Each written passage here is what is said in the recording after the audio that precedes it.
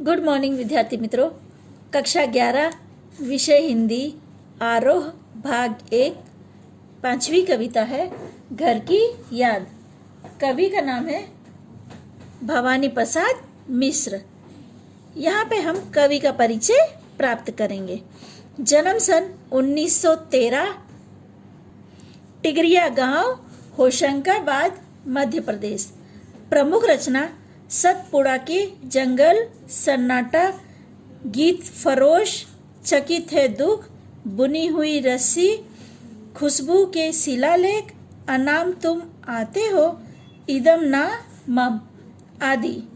प्रमुख सम्मान साहित्य अकादमी, मध्य प्रदेश शासन का शिखर सम्मान, दिल्ली प्रशासन का गालिब पुरस्कार एवं पद्मश्री से अलंकृत है। ये इनको सम्मान प्राप्त हुए थे। मृत्यु सन 1985। सहज लेखन और सहज व्यक्तित्व का नाम है भवानी प्रसाद मिश्र।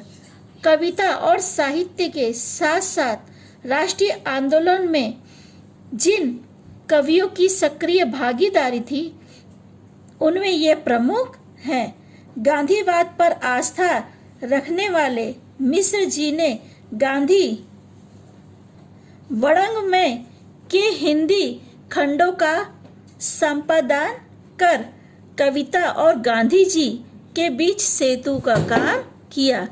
भवानी प्रसाद मिश्र की कविता हिंदी की सहज लय की कविता है। इस सहजता का संबंध गांधी के चरखे की लय से भी जुड़ा है, इसलिए उन्हें कविता का गांधी भी कहा गया है। मिश्र जी की कविता में बोलचाल के गद्यात्मकता से लगते वाक्य विन्यास को ही कविता में बदल देने की अद्भुत क्षमता है। इसी कारण उनकी कविता सहज और लोगों के अधिक करीब है। भवानी प्रसाद मिश्र जिस किसी विषय को उठाते हैं उसे घरेलू बना लेते हैं। आंगन का पौधा, शाम और दूर दिखती पहाड़ी की नीली चोटी भी जैसे परिवार का एक अंग हो जाती है। विद्यावस्था और मृत्यु के प्रति भी एक आत्मीय स्वर मिलता है।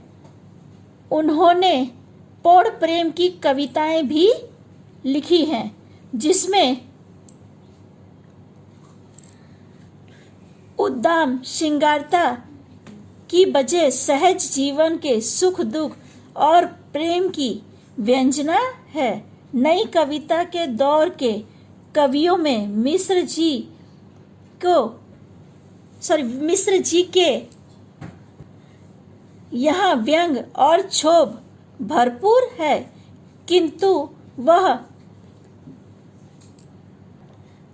प्रतिक्रियापरक न होकर सृजनात्मक है।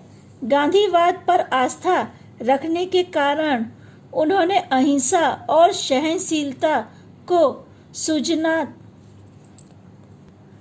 रचनात्मक अभिव्यक्ति दी है।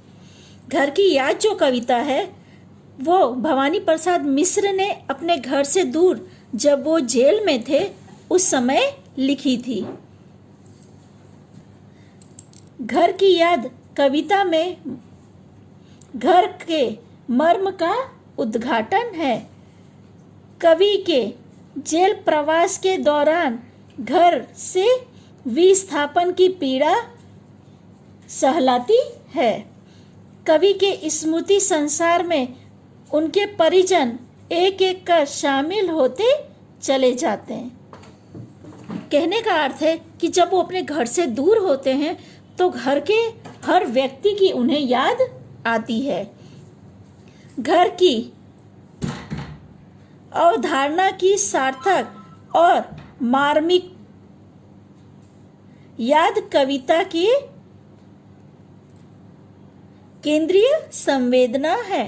कहने का अर्थ है कि यहाँ पे भवानी प्रसाद मिश्र, जैसा कि उन्होंने बताया कि जेल प्रवास करते हैं, तो जेल प्रवास के समय उन्हें अपने घर की याद आती है।